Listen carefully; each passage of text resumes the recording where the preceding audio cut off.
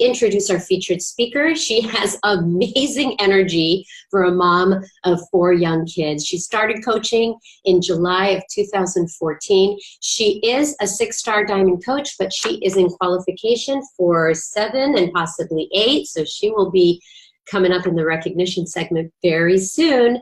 She's a 3-time elite coach. And listen to this, she's been in Success Club 60 months. 53 of those months were Success Club 10. So let's hear it for Tracy Balderach. Tracy, hello. How are you? I'm doing great. They gave me a lot of announcements today. There were even 3 more. I feel like I need to go work out after looking at that picture of all the Beachbody Challenger contestants from last year. Like I need to go push play right away. That is very true. I know. I'm still looking at it on my screen. So Tracy, why don't you share with everybody when your startup story, when you came to Beachbody, what brought you here? Right. Thank you. Okay. So I always say that Beachbody actually found me. So I was brand new into a new town. My husband and I had lived in New York City for 10 years. We had just recently moved to Darien, Connecticut, which is where we are now. That was about 6 years ago. And as soon as we got here, we had 3 kids in the city, under 3. And as soon as we got here, there was something in the water because I got pregnant with our 4th.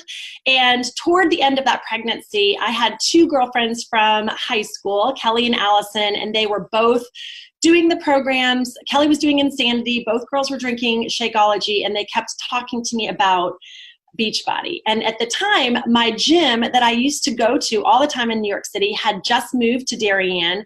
And that was exciting because it was like a little piece of New York City in my hometown. And I was like, there is no way I'm going to go to my basement. I'm going to my gym. As soon as this baby is born, as soon as she is old enough to be in the kid club, I'm going to check her in. I'm going to get my workouts done. And I make my own shakes. So fast forward, I had the baby. I went for my 6-week postpartum checkup. And when I got on the scale, it blew my mind because I literally had gained 20 pounds from the day I left the hospital after giving birth. And it was a slap in the face that I knew I was hanging on by a thread, but I really was stressed out. I really had this moment that day when I came home from that 6-week postpartum checkup. I was having a hard time getting my oldest, who was 5, to kindergarten. The 2 middles, who were 4 and 2.5 at the time, had different nursery school schedules. My husband traveled Monday through Friday. I was nursing around the clock. And I remember stuffing this pop, like this cake pop, in my mouth and drinking coffee. And it was 2 in the afternoon and I hadn't eaten anything. And I had just gotten back from the doctor, and I immediately called my girlfriends and I was like, I'm ready. So I immediately did T25 and Shakeology. I signed up as a discount coach because I knew that losing 30 pounds was going to take a while. And I did T25 like it was my job. I put my calendar up. I never missed a double on Fridays. I never missed a pulse workout. We had a big family reunion in Disney World with all 8 cousins together. And I remember waking up at 5 in the morning and being on the gravel parking lot of the hotel, doing my plank walks and having marks on my palms. And sure enough, the program worked. By the time it was done, I'd lost the 30 pounds. I felt amazing. I was able to run up the stairs again with the baby on the hip. She was probably 5 months at the time, and I wasn't out of breath. It was just becoming summertime. I threw my bikini on. I felt good. I had energy. And it was Kelly, one of my girlfriends, who'd actually been working the business, and she was the one that suggested that I should start coaching, which I found hilarious because even though I had more energy and I was feeling good, it was still only 5 months new of me adjusting to a family of 6. And I was barely getting dinner on the table for my own family, let alone the thought of coaching other people was crazy. But more and more people in my community, and these were all new friends that had sort of just met me, a couple months prior, I guess close to a year at that point, kept asking, like, you look amazing. What are you doing? If you're a mom of 4 and you've lost that weight, tell me what you're doing. And so I was happy to just keep referring them to Kelly. And it happened enough where people were asking me what was going on that I decided to just have quiet time, just pray about it.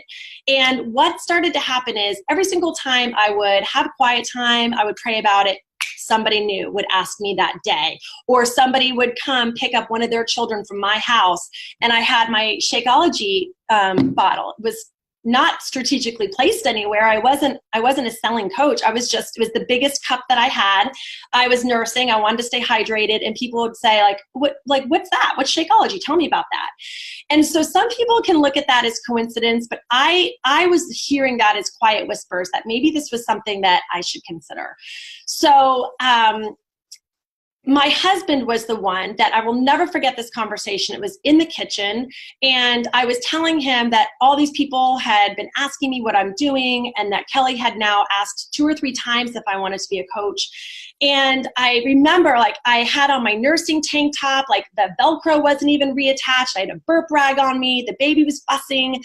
The other 3 kids are running around the kitchen, and my husband was cooking, and he looked at me and he said, "Tracy, you have a joy-filled heart. You are somebody that is a light, and you can be someone that can build community for people. You should really think about doing this." And I get choked up thinking about that, because he was reminding me of the skills of encouragement, the gifts of leadership that I hadn't really used when I was in corporate America. And he gave me that belief. And it was a little bit of a shift for both of us, because I'd come from a corporate America background. I was with the same company for 12 years. And we had the luxury, when I decided to stop working after the first baby was born, my stock payout was sufficient that we could live comfortably. And we were really grateful for that. And because he traveled, and because we knew we wanted a big family, working wasn't on the radar. What actually made sense for us was to have all hands on deck with the kids. So the idea of me doing something outside of the home or in the home, but focusing my attention somewhere else, was new. But when he started to blow that belief into me and build me with his encouragement, as he was saying it, and as all that chaos was happening in the kitchen, I remember thinking, there is no way. There is no way. And when he got done giving me that encouragement, I looked at him and he looked at me, and I'll never forget, something clicked in my mind. And it was like, "Tracy, this is your answer to prayer. Go out and do wild things with what this opportunity can do for you."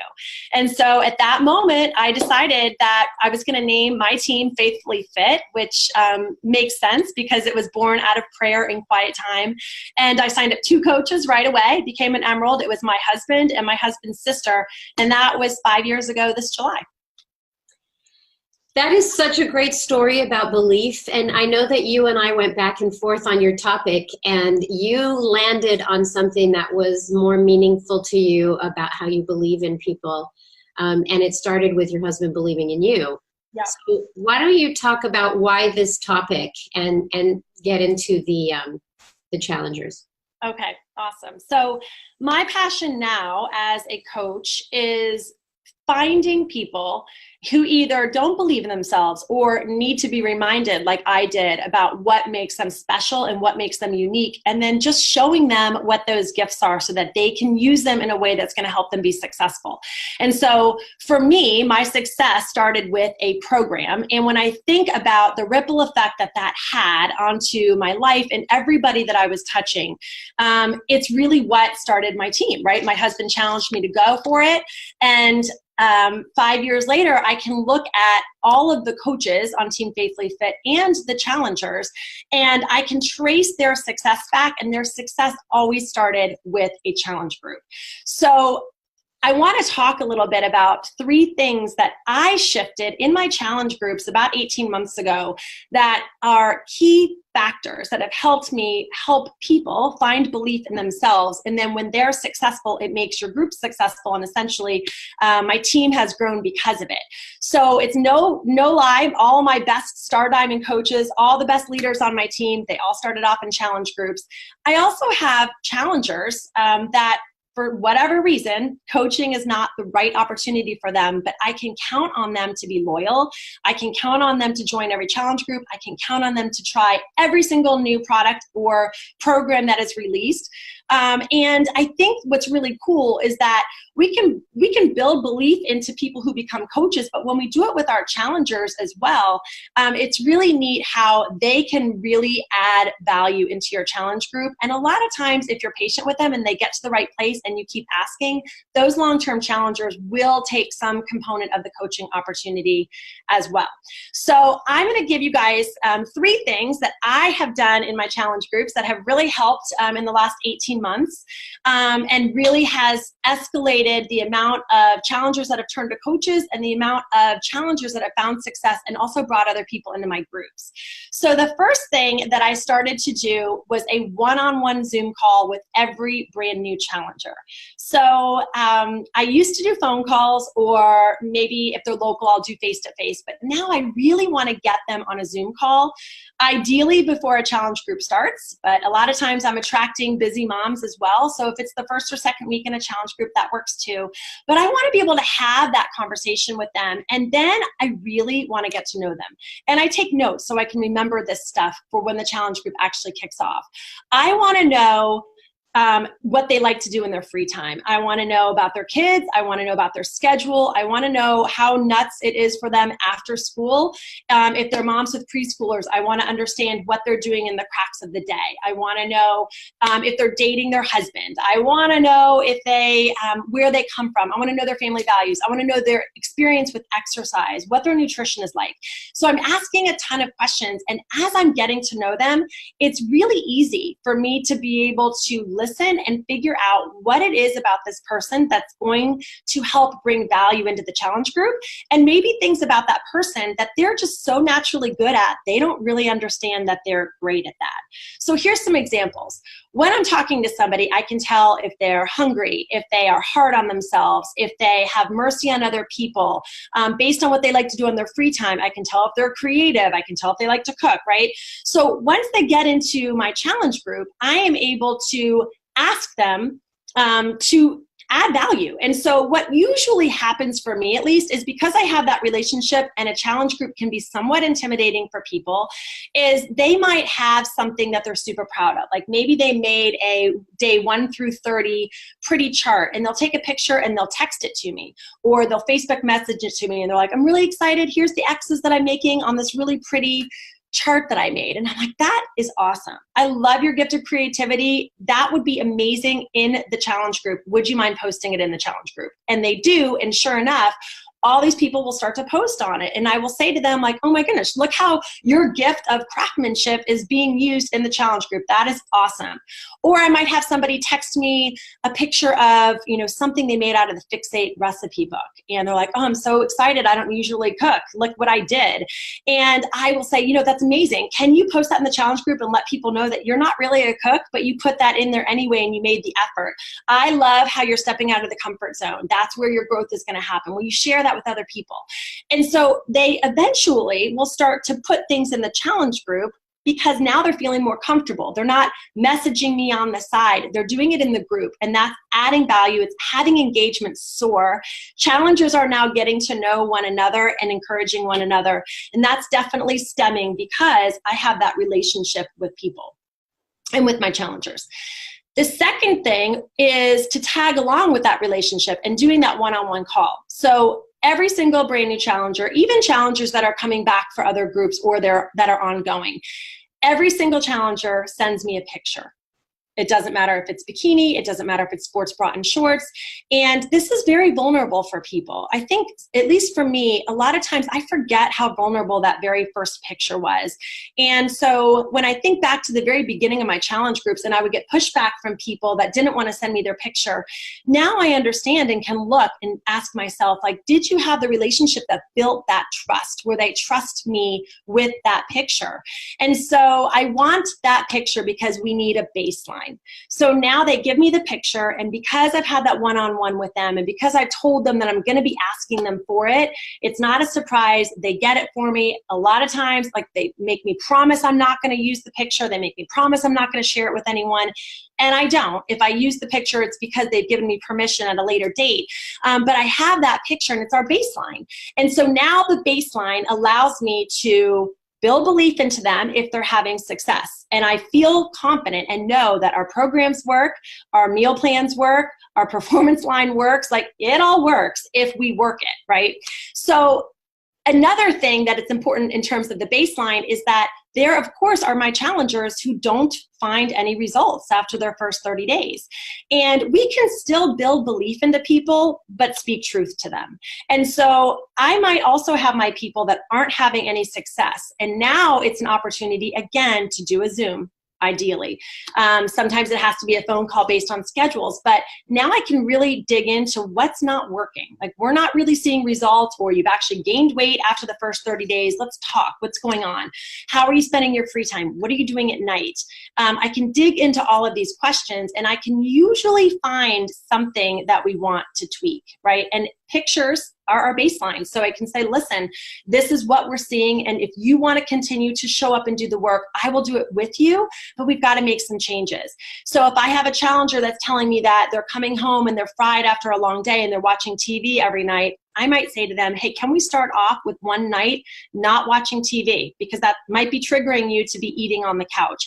Can you do me a favor and listen to this podcast? I love giving my challengers short, consumable podcasts about mindset.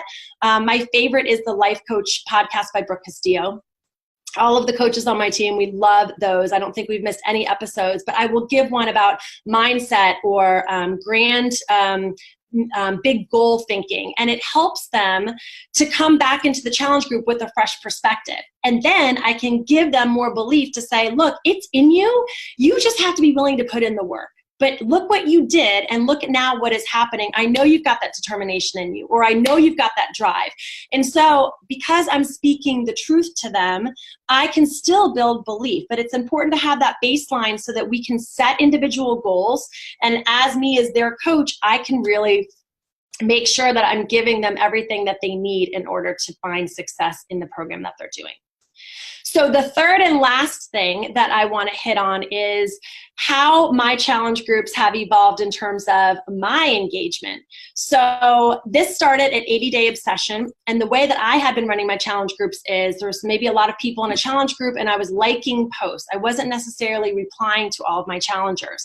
And we decided, two other coaches on my team, we decided for 80 Day we were going to change it up.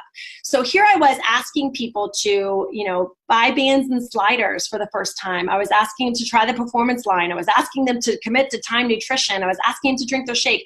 I was asking all of this of them, and I felt a different sense of compellment that I owed them more than liking a post. So liking a challenger's post for my challenge groups does not instill belief. They need to hear from me as their coach. And when I am about ready to send them that link for their challenge pack, one of the things that I am letting them know that is the best thing that's going to help them is that I'm going to coach them, right? That's one of the differentiators that we have as, at least from a coach standpoint, we get this opportunity to impact people with products and programs that we know work.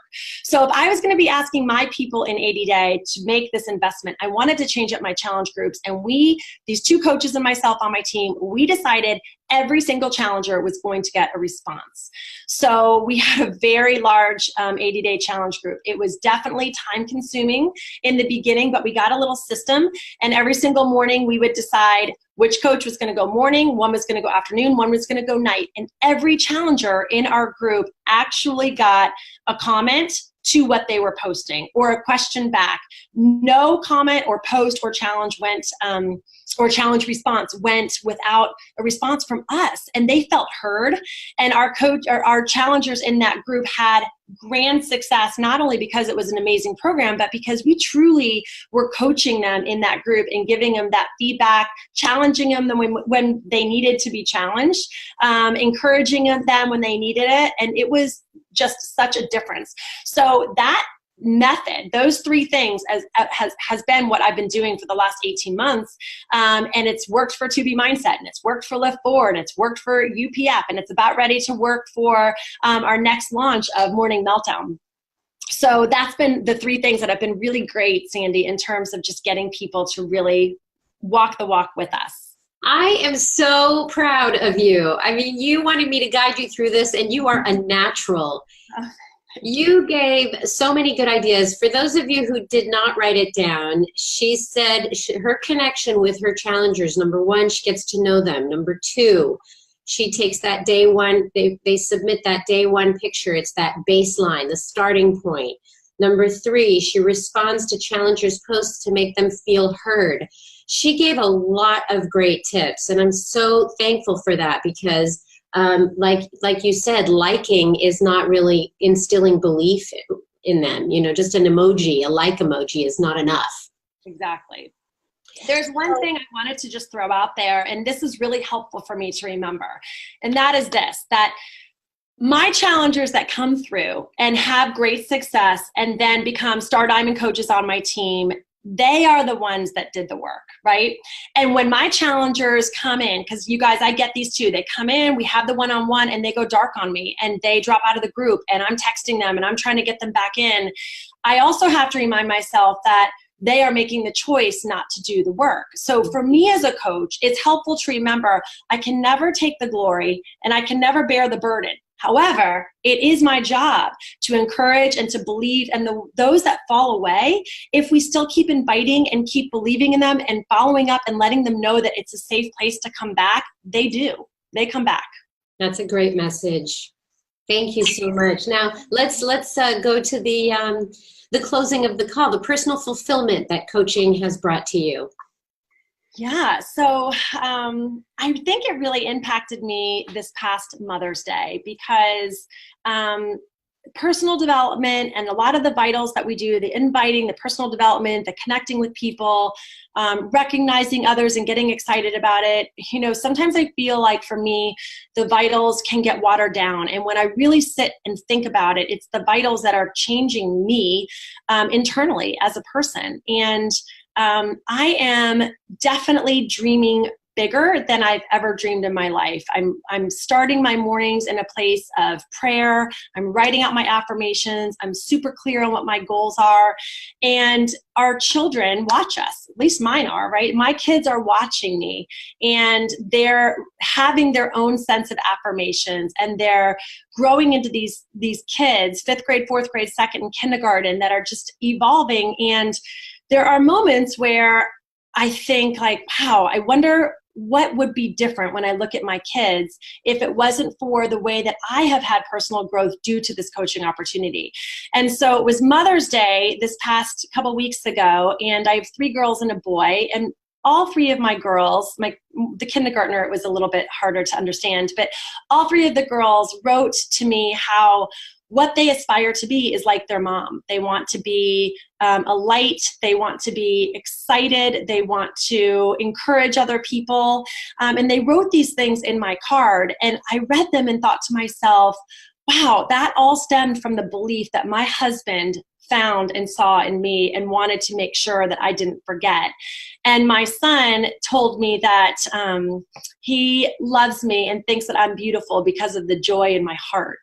And that joy is really because I have just taken this opportunity and come to it with a prayerful heart, and just loved on people and tried to find things within people that can help them understand what their greatness is. And when we can give that gift to people, whether they take that and apply it to coaching or not, they just become better human beings and impact that ripple effect that I talked about at the very beginning. And so that's why the belief is always so great. There's greatness in every single one of us. And it's an honor to be able to be a coach that can really, really build that belief into somebody else who might need the reminder. I love that. And I love what you're wearing too. Will you show everybody what's on your shirt? That's my heart. She is wearing a heart on her sleeve. Yes, there's a star somewhere too. So you got to, there it is. Yeah. Well, thank you so much, Tracy. It was great working with you, and thank you for all the tips, and have a wonderful day. And I have an affirmation that could not be more perfect for her. Give your gift to the world. And that's what she's got.